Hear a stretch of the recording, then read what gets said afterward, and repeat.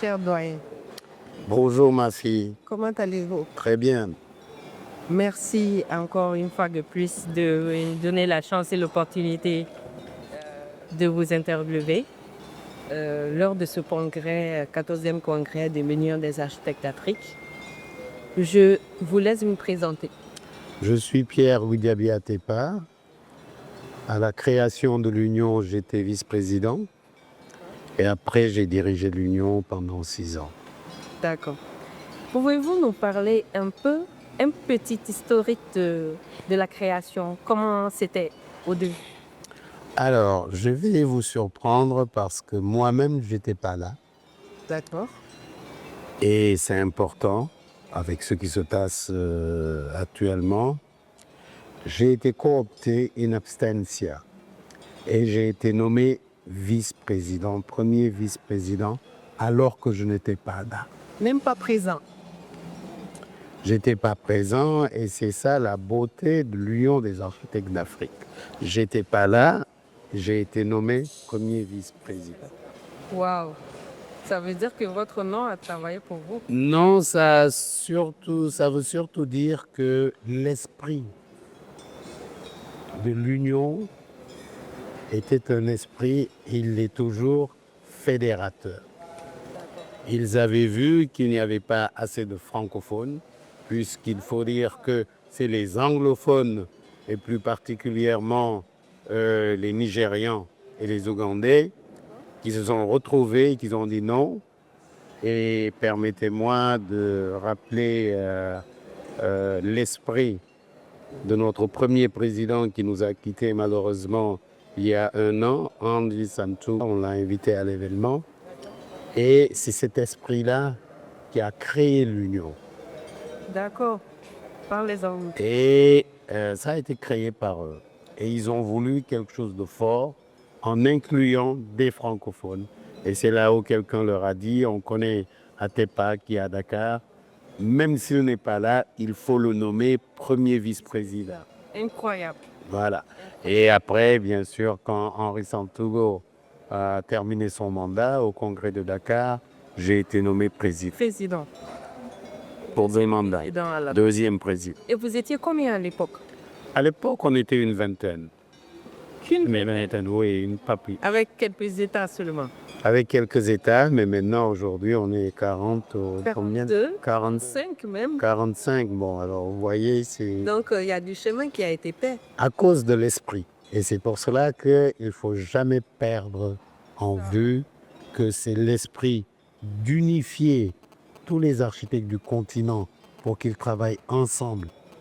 C'est cet esprit-là qui a forgé l'union et c'est cet esprit-là qui a fait que jusqu'aujourd'hui, on est ensemble et on grandit. C'est très important que nous qui sommes jeunes, Mais encore une fois, oui, j'insiste sur l'esprit. Dans tout ce que vous faites, l'esprit de ce que vous faites fédérateurs. est aussi important, sinon plus important que ce que vous faites. D'accord.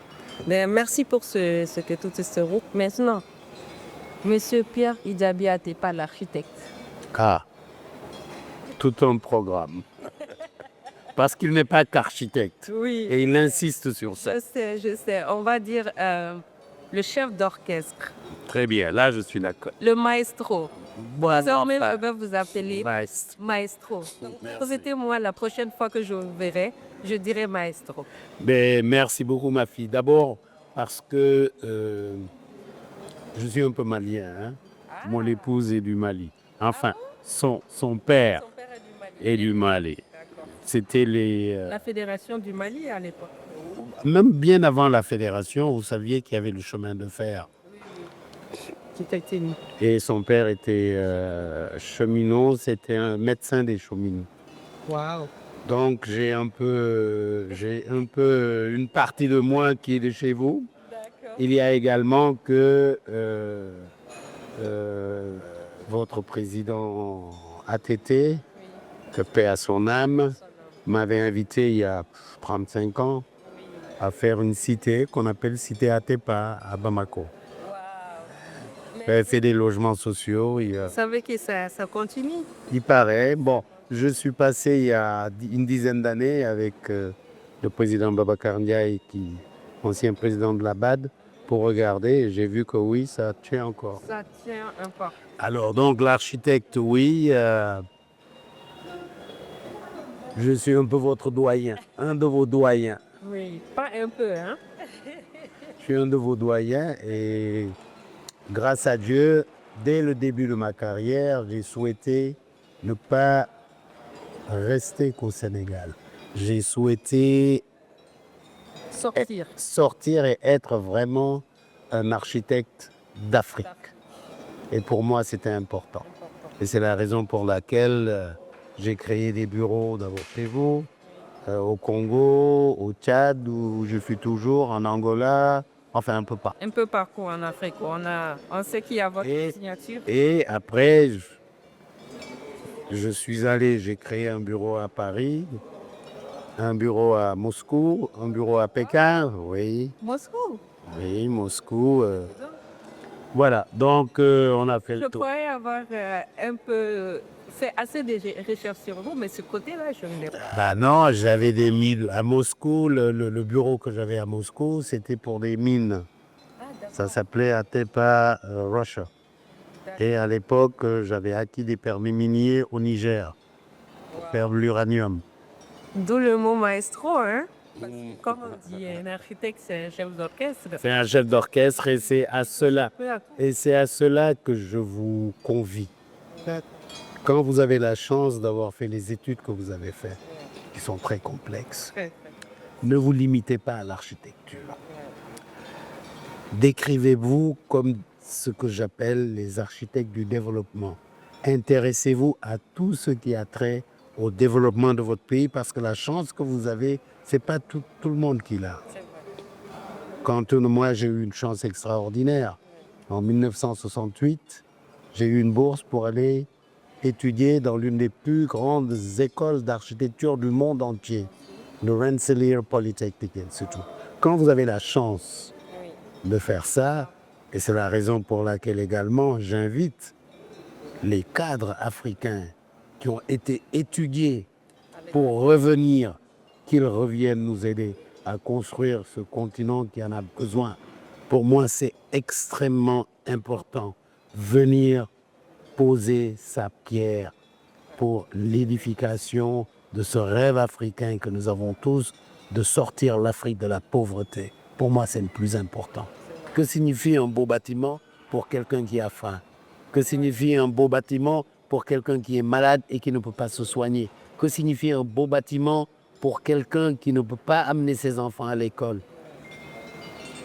Donc, votre mission, faites de beaux dessins, soyez de grands architectes, de bons architectes, mais soyez l'architecte du développement de votre pays. Pour moi, c'est le plus important et c'est pour cela, encore une fois, je me suis intéressé à tout.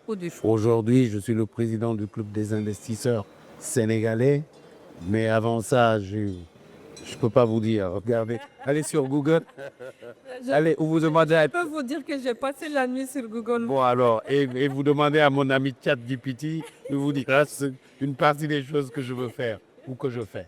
C'est vrai. Mais c'est le plus important. Ayez la vision d'une Afrique développée. L'esprit de globalisation, de voir les choses en macro. Et alors, parlant de ça et d'architecture, nous avons lancé, et pour moi c'est le projet le plus important que j'ai actuellement, ce que nous avons appelé les nouvelles routes de l'acier et de l'aluminium. D'accord. À l'image des routes de la soie. D'accord. Les routes de l'acier et de l'aluminium, aujourd'hui, c'est 80 000 kilomètres. Wow. Et je veux réduire ça à 1000 kilomètres. 80 000 kilomètres à 1000 kilomètres. Oui, et j'ai expliqué. Oui, vous avez bien entendu. D'accord. Parce qu'aujourd'hui, la route de l'aluminium, par exemple, l'alumine, et parlons-en, quand on parle d'utiliser des matériaux locaux, je dis non.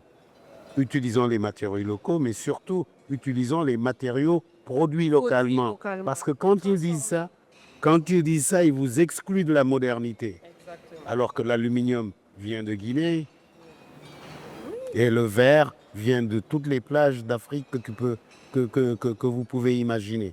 Ça veut dire quoi? L'acier, l'aluminium et le verre viennent d'Afrique. Donc ça fait partie des matériaux locaux dont on parle.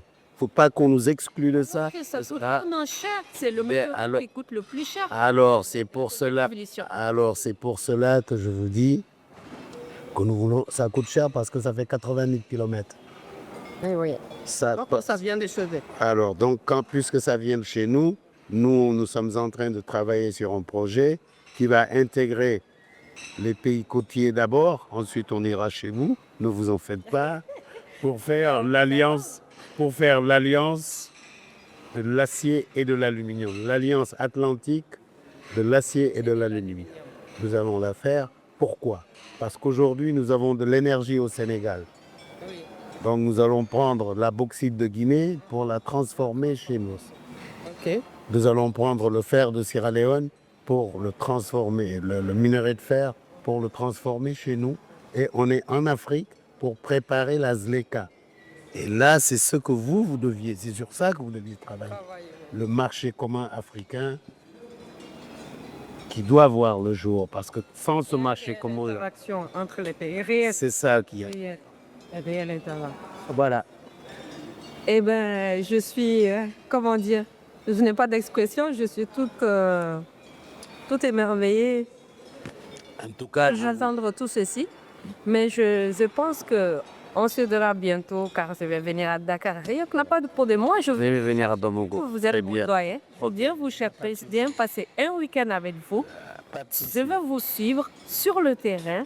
Ben, Vous allez- je vous amènerai à mon fameux monument de la Renaissance. Ce serait un Voilà. plaisir. Voilà. Ce serait un plaisir. Allez. Merci beaucoup. Merci Merci pour le temps. Merci. Je- Plaisir pour moi. temps pour Merci beaucoup. Et, Et du courage. N'ayez pas peur, tout va aller. Merci.